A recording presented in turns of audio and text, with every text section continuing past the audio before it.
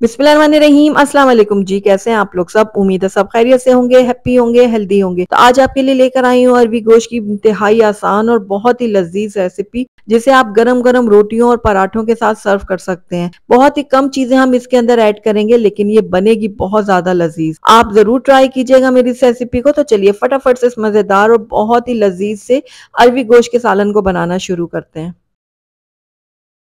तो बिस्मिल्लाहिर्रहमानिर्रहीम। सबसे पहले मैंने यहाँ पर मिट्टी की हांडी ले ली और इसके अंदर मैं ऐड करूंगी आधा किलो गोश्त। आप यहाँ पर मटन का इस्तेमाल करें, चिकन का इस्तेमाल करें या बीफ का, ये आपकी मर्जी पर डिपेंड करता है। इसके अलावा 2 दरमियाने साइज के प्याज थे, जिसको रफली काट कर मैंने इसके अंदर ऐड कर दिया। 2 दरमियाने साइज के मैंने टमाटर भी इसमें काट के ऐड कर दिए। इसके अलावा इसके अंदर मैंने 1 चाय का चम्मच अदरक ऐड किया और आधा खाने का चम्मच डाला मैंने लहसुन पेस्ट। नमक आप अपने टेस्ट के अकॉर्डिंग डालिएगा और हल्दी पाउडर मैंने इसके अंदर ऐड किया हाफ टी स्पून।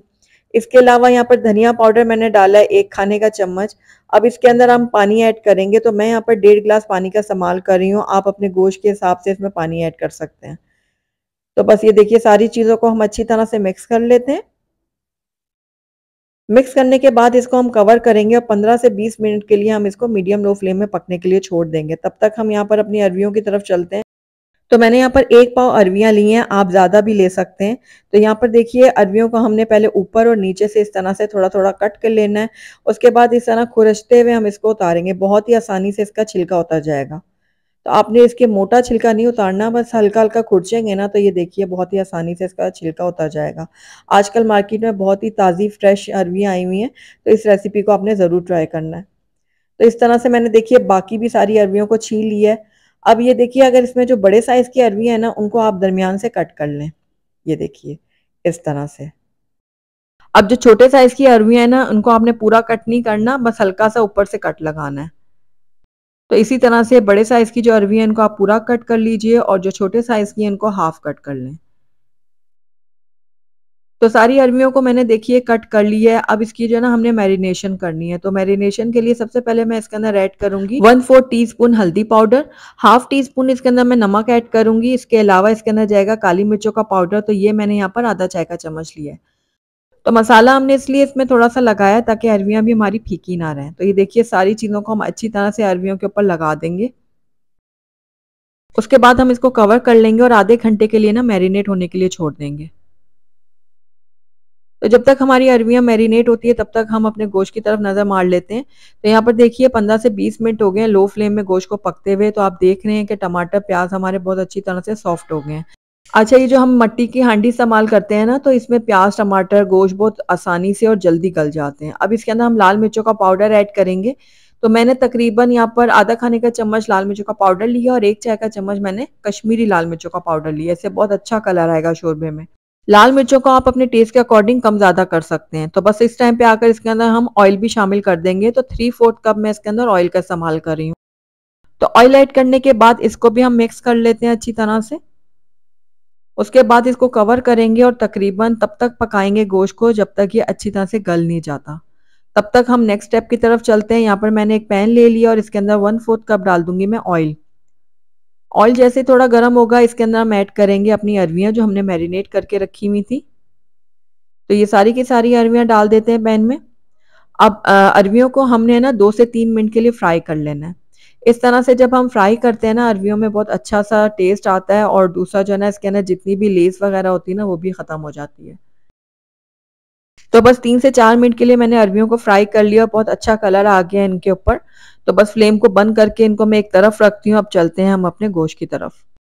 तो यहाँ पर देखिए गोश्त हमारा बहुत अच्छी तरह से पक चुका है और इसका ऑयल सेपरेट हो गया है, पानी ड्राई हो गया है और यहाँ पर देखिए मसाला बहुत अच्छे से रेडी हुआ है।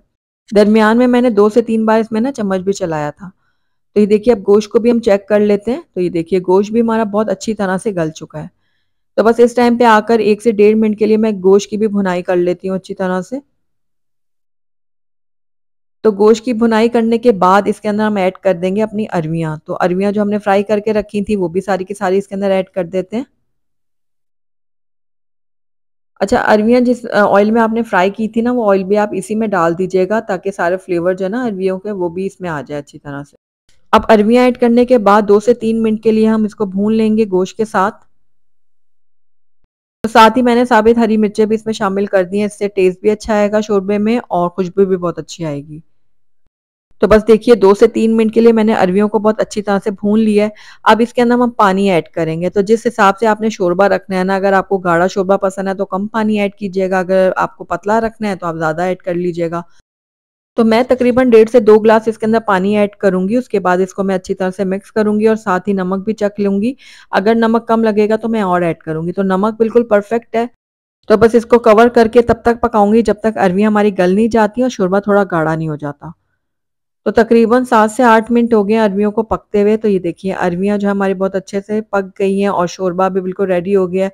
अगर आपको इससे ज़्यादा गाढ़ा शोरबा पसंद है तो आप ज़्यादा देर पका लें। तो ये देखिए अरवियाँ कितनी अच्छे से गल चुकी हैं। तो बस अब फ्लेम को हम बंद कर देंगे और इसके अंदर ऐड करेंगे कटा हुआ हरा धनिया, मिक्स करेंगे इसको। मिक्स करने के बाद इसके अंदर हम गरम मसाले का पाउडर ऐड करेंगे तकरीबन हाफ टी स्पून और इसको कवर कर देंगे और 5 मिनट के लिए हम इसको ऐसे ही रहने देंगे। उसके बाद इसकी फाइनल लुक मैं आपको चेक करवाऊँगी।